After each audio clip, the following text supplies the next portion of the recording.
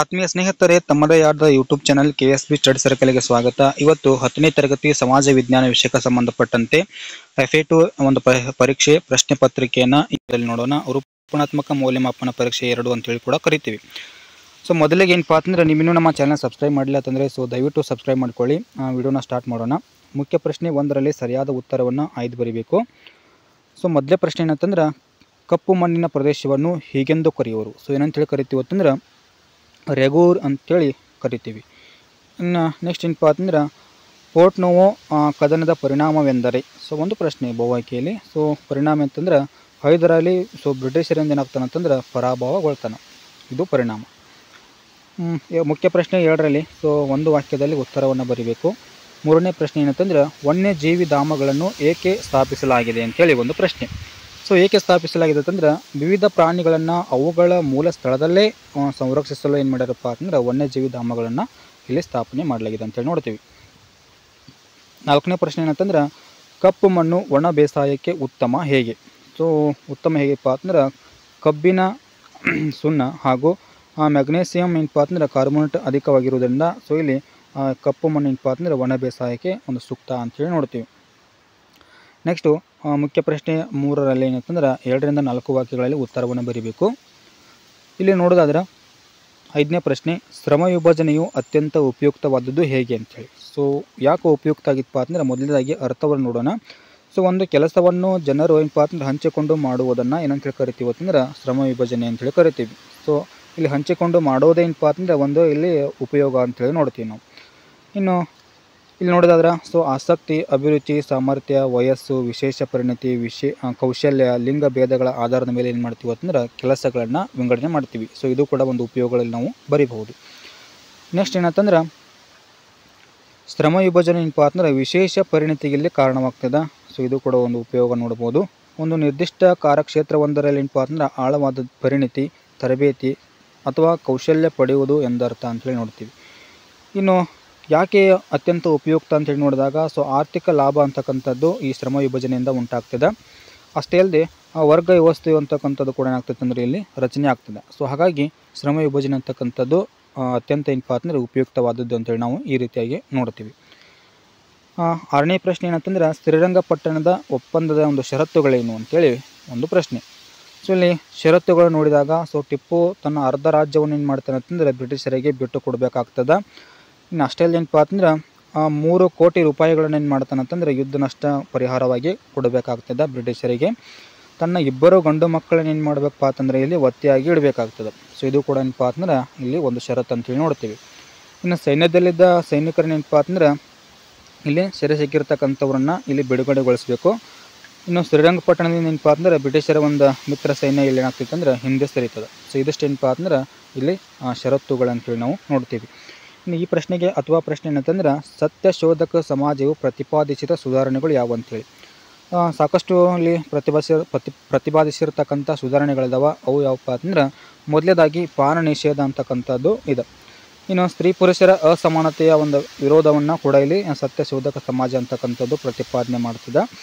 ಅಷ್ಟೇ ಅಲ್ಲದೆ ಮಾನವ ಹಕ್ಕುಗಳ ಒಂದು ನಿರಾಕರಣೆ ಕೂಡ ಇಲ್ಲಿ ವಿರೋಧ ಮಾಡ್ತದೆ. ಜನರನ್ನು ಶೋಷಿಸುವುದರ ಆದರೂ ಕೂಡ ಏನು ಮಾಡೋದಂದ್ರೆ ಇಲ್ಲಿ ವಿರೋಧ ಮಾಡ್ತದೆ. ಅಸ್ಪೃಶ್ಯತಾ ಆಚರಣೆ ಏನು ಮಾಡುತ್ತೆ ಅಂದರೆ ಸ್ಪಷ್ಟವಾಗಿ ಇಲ್ಲಿ ಖಂಡನೆಯನ್ನು ಮಾಡ್ತದೆ. ಯಾವ ಸಮಾಜ ಅಂತಂದ್ರೆ ಸತ್ಯಶೋಧಕ ಸಮಾಜ ಅಂತಕ್ಕಂಥ. ಇನ್ನು ಸಾಮಾಜಿಕ ನ್ಯಾಯ ಸಿಗಬೇಕಂತೇಳಿ ಇಲ್ಲಿ ಸತ್ಯಶೋಧಕ ಸಮಾಜ ಅಂತಕ್ಕಂಥದ್ದು ಪ್ರತಿಪಾದನೆಯನ್ನು ಮಾಡ್ತದೆ. ನೆಕ್ಸ್ಟು ವಿದ್ಯಾರ್ಥಿನಿಯರ ಒಂದು ಶಿಕ್ಷಣಕ್ಕಾಗಿ ಶಾಲೆ ಅಂತಕ್ಕಂಥದ್ದು ಸ್ಥಾಪನೆ ಆಗಬೇಕು ಅಂಥೇಳಿ ಪ್ರತಿಪಾದನೆ ಮಾಡ್ತದೆ.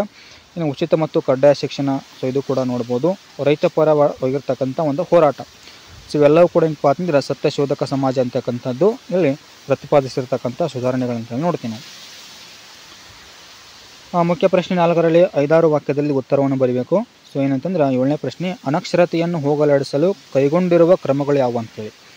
ಇಲ್ಲಿ ಸಾಕಷ್ಟು ಕ್ರಮಗಳಿದಾವ. ಅವು ಯಾವಪ್ಪ ಅಂತಂದ್ರೆ ಸರ್ವ ಶಿಕ್ಷಣ ಅಭಿಯಾನ ಅಂತಕ್ಕಂಥದ್ದು 2001ರಲ್ಲಿ ಜಾರಿಯಾಗಿದೆ. ಸೊ ಇದು ಕೂಡ ಏನಪ್ಪ ಅಂತಂದ್ರೆ ಅನಕ್ಷರತೆಯನ್ನು ಹೋಗಲಾಡಿಸಲು ಕೈಗೊಂಡಿರ್ತಕ್ಕಂಥ ಒಂದು ಕ್ರಮ ಅಂತೇಳಿ ನೋಡ್ತೀವಿ. ಇನ್ನು ನೆಕ್ಸ್ಟು 6ರಿಂದ 14 ವರ್ಷದ ಮಕ್ಕಳಿಗೆ ಏನಪ್ಪ ಅಂತಂದರೆ ಉಚಿತ ಮತ್ತು ಕಡ್ಡಾಯ ಶಿಕ್ಷಣ ಕೊಡಿಸ್ಬೇಕಂತೇಳಿ ಕೂಡ ಏನು ಮಾಡಿದಪ್ಪ ಅಂತಂದ್ರೆ ಸರ್ಕಾರ ಇಲ್ಲಿ ಜಾರಿಗೊಳಿಸಿದ. ಹಾಗಾಗಿ ಸೊ ಇದನ್ನು ಕೂಡ ಏನಪ್ಪ ಅಂತಂದ್ರೆ ಅನಕ್ಷರತೆಯನ್ನು ಹೋಗಲಾಡಿಸಲು ಪ್ರಮುಖ ಒಂದು ಕ್ರಮ ಅಂತೇಳಿ ನೋಡ್ತೀವಿ. ನೆಕ್ಸ್ಟು ವಿಕಲಚೇತನರ ಒಂದು ಶಿಕ್ಷಣ ಮತ್ತು ಮಹಿಳಾ ಒಂದು ಶಿಕ್ಷಣ ಅಂತೇಳಿ ಕೂಡ ಒಂದು ಯೋಜನೆಯನ್ನು ಜಾರಿಗೆ ತಂದಿದ್ದ. ಇನ್ನು ರಾಷ್ಟ್ರೀಯ ಸಾಕ್ಷರತಾ ಮಿಷನ್ 1988ರಲ್ಲಿ ಜಾರಿಗೆ ತಂದಿರತಕ್ಕಂಥದ್ದು. ಸಾಕ್ಷರ ಭಾರತ ಅಂತಕ್ಕಂಥ ಒಂದು ಯೋಜನೆ ಇದೆ. ಆಮೇಲೆ 21A ವಿಧಿಯ ಅನ್ವಯ ಏನಪ್ಪ ಅಂತಂದರೆ ಶಿಕ್ಷಣ ಅಂತಕ್ಕಂಥದ್ದು ಒಂದು ಮೂಲಭೂತ ಹಕ್ಕು ಅಂತೇಳಿ ನಾವು ನೋಡ್ತೀವಿ. ಆಮೇಲೆ ಶಿಕ್ಷಣ ಹಕ್ಕು ಕಾಯ್ದೆ 2009ರಲ್ಲಿ ಜಾರಿಗೆ ತರಲಾಗಿದೆ.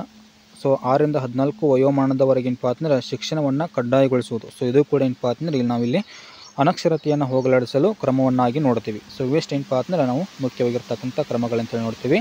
ಇನ್ನು ಈ ಪ್ರಶ್ನೆಗೆ ಅಥವಾ ಪ್ರಶ್ನೆ ಏನಂತಂದ್ರೆ ಬಡತನ ನಿವಾರಣೆಗಾಗಿ ಜಾರಿಗೊಳಿಸಿರುವ ಕಾರ್ಯಕ್ರಮಗಳನ್ನು ಪಟ್ಟಿ ಮಾಡಿ ಅಂತ ಹೇಳಿದ. ಸೊ ಮುಖ್ಯವಾಗಿರ್ತಕ್ಕಂಥ ಕಾರ್ಯಕ್ರಮಗಳು ಯಾವಪ್ಪ ಅಂತಂದ್ರೆ ಪಂಚವಾರ್ಷಿಕ ಯೋಜನೆಗಳನ್ನು ಇಲ್ಲಿ ಜಾರಿಗೆ ತರಲಾಗಿದೆ.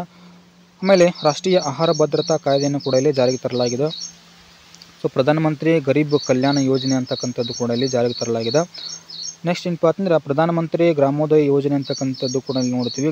ಸೊ ಇದು ಕೂಡ ಏನಂತಂದ್ರೆ ಬಡತನವನ್ನು ನಿವಾರಣೆ ಮಾಡ್ತಕ್ಕಂಥ ಒಂದು ಕಾರ್ಯಕ್ರಮ ಆಗಿದೆ. ಮಹಾತ್ಮ ಗಾಂಧಿ ರಾಷ್ಟ್ರೀಯ ಒಂದು ಗ್ರಾಮೀಣ ಉದ್ಯೋಗ ಖಾತ್ರಿ ಯೋಜನೆ ಅಂತೇಳಿ ಈ ಒಂದು ಯೋಜನೆಯನ್ನು ಜಾರಿಗೆ ತರಲಾಗಿದೆ. ಆಮೇಲೆ ರಾಷ್ಟ್ರೀಯ ಗ್ರಾಮೀಣ ಜೀವನೋಪಾಯ ಅಭಿಯಾನ ಅಂಥೇಳಿ ಸೊ ಮತ್ತೊಂದು ಯೋಜನೆಯನ್ನು ಸರ್ಕಾರ ಜಾರಿಗೊಳಿಸಿದ. ಸೊ ರಾಷ್ಟ್ರೀಯ ನಗರ ಜೀವನೋಪಾಯ ಅಭಿಯಾನವನ್ನು ಕೂಡ ಇಲ್ಲಿ ಜಾರಿಗೊಳಿಸಲಾಗಿದೆ ಅಂತೇಳಿ ನೋಡ್ತೀವಿ. ಸೊ ಇಲ್ಲಿ ಗ್ರಾಮೀಣ ಆದರೆ ಇಲ್ಲಿ ನಗರ ಅಂತೇಳಿ ನೋಡ್ತೀವಿ. ನೆಕ್ಸ್ಟು ಮಣ್ಣಿನ ಒಂದು ಸವೆತದಿಂದ ಉಂಟಾಗ್ತಕ್ಕಂಥ ಪರಿಣಾಮ ಯಾವ ಅಂತೇಳಿ ಒಂದು ಪ್ರಶ್ನೆ ಇದೆ. ಸೊ ಇದನ್ನು ಪ್ರಶ್ನೆ ಅಂತೇಳಿ ತಿಳ್ಕೊಬೇಕಿಲ್ಲಿ. ಇಲ್ಲಿ ನೋಡಿದಾದ್ರೆ ಅದು ಅಥವಾ ಪ್ರಶ್ನೆ ಇತ್ತು. ಸೊ ಅದಕ್ಕೆ ಇಲ್ಲಿ ನೋಡ್ಬೋದು ನೀವು. ಇನ್ನು ನೆಕ್ಸ್ಟು ಮುಖ್ಯ ಪ್ರಶ್ನೆ 5ರಲ್ಲಿ ಸೊ 8ರಿಂದ 10 ವಾಕ್ಯಗಳಲ್ಲಿ ಉತ್ತರವನ್ನು ಬರೀಬೇಕು. ಏನಂತಂದ್ರೆ ವಿವಿಧೋದ್ದೇಶ ನದಿ ಕಣಿವೆ ಯೋಜನೆಗಳ ಉದ್ದೇಶಗಳು ಯಾವುವು ಅಂತೇಳಿ ಸೊ ಒಂದು 4 ಅಂಕದ ಒಂದು ಪ್ರಶ್ನೆ ಇದೆ. ಸೊ ಉದ್ದೇಶಗಳು ಯಾವ ತಂದಾಗ ನೀರಾವರಿ ಸೌಲಭ್ಯಗಳನ್ನು ಒದಗಿಸುವುದು ಕೂಡ ಒಂದು ಉದ್ದೇಶ ಅಂತೇಳಿ ನೋಡ್ತೀವಿ. ಸೊ ನೆಕ್ಸ್ಟು ಜಲವಿದ್ಯುತ್ ಶಕ್ತಿಯನ್ನು ಉತ್ಪಾದಿಸುವುದು ಇದೆ. ಆಮೇಲೆ ನದಿಗಳ ಪ್ರವಾಹವನ್ನು ನಿಯಂತ್ರಿಸುವುದು ಕೂಡ ಒಂದು ಉದ್ದೇಶವನ್ನು ನೋಡ್ತೀವಿ. ಸೊ ನೌಕಾಯಾನದ ಸೌಲಭ್ಯಗಳನ್ನು ಒದಗಿಸುವುದು ಕೂಡ ಉದ್ದೇಶ ನೋಡ್ತೀವಿ. ಆಮೇಲೆ ಗೃಹ ಬಳಕೆ ಮತ್ತು ಕೈಗಾರಿಕೆಗಳಿಗೆ ನೀರನ್ನು ಒದಗಿಸುವ ಸಲುವಾಗಿ ಸೊ ಇಲ್ಲಿ ವಿವಿಧೋದ್ದೇಶ ನದಿ ಕಣಿವೆ ಯೋಜನೆಗಳನ್ನು ಸ್ಥಾಪನೆ ಮಾಡ್ತಾರೆ ಅಂತೇಳಿ ನೋಡ್ತೀವಿ. ನೆಕ್ಸ್ಟು ಮಣ್ಣಿನ ಸವಕಳಿಯನ್ನು ನಿಯಂತ್ರಣ ಮಾಡಲಿಕ್ಕೆ ನೋಡ್ತೀವಿ. ನೆಕ್ಸ್ಟ್ ಏನಪ್ಪ ಅಂತಂದ್ರೆ ಮೀನುಗಾರಿಕೆ ಅಭಿವೃದ್ಧಿ ಮಾಡುವುದು. ಆಮೇಲೆ ಅರಣ್ಯ ಸಂಪತ್ತನ್ನು ವರ್ಧಿಸುವುದು. ಸೊ ಇವಿಷ್ಟೇನಂತಂದ್ರೆ ವಿವಿಧೋದ್ದೇಶ ನದಿ ಕಣಿವೆ ಯೋಜನೆಗಳ ಒಂದು ಉದ್ದೇಶಗಳು ಅಂತೇಳಿ ನೋಡ್ತೀವಿ. ಸೊ 4 ಅಂಕದ ಪ್ರಶ್ನೆ ಇದೆ, ಸರಿಯಾಗಿ ನೋಡ್ಕೊಳ್ಳಿ. ಇನ್ನು ನೆಕ್ಸ್ಟ್ ಏನಂತಂದ್ರೆ ಅಥವಾ ಪ್ರಶ್ನೆ ಏನಂತಂದ್ರೆ ಅರಣ್ಯ ಸಂರಕ್ಷಣಾ ವಿಧಾನಗಳನ್ನು ವಿವರಿಸಿ ಅಂಥೇಳಿ. ಸೊ ಅರಣ್ಯ ಸಂರಕ್ಷಣಾ ವಿಧಾನಗಳು ಯಾವಪ್ಪ ಅಂತಂದ್ರೆ ಮೊದಲೇದು ಏನು ಮಾಡಬೇಕು, ಕಾಡ್ಗಿಚ್ಚು ಉಂಟು ಮಾಡ್ತಕ್ಕಂಥ ಘರ್ಷಿತ ಮರಗಳನ್ನು ತೆಗೆಯೋದು. ಇನ್ನು ಅರಣ್ಯದ ಮರಗಳಿಗೆ ಏನಪ್ಪ ಅಂತಂದ್ರೆ ತಗಲ್ತಕ್ಕಂಥ ರೋಗಗಳನ್ನು ಏನು ಮಾಡೋದು ಅಂತಂದ್ರೆ ನಿಯಂತ್ರಣ ಮಾಡುವುದು. ಸೊ ಸಸಿಗಳನ್ನು ನೆಡುವುದು, ಬೀಜಗಳನ್ನು ಹರಡುವುದು, ಕಾನೂನು ಬಾಹಿರವಾಗಿ ಮರ ಕಡಿಯುವುದನ್ನು ಮೊದಲು ನಿಯಂತ್ರಣ ಮಾಡಬೇಕು.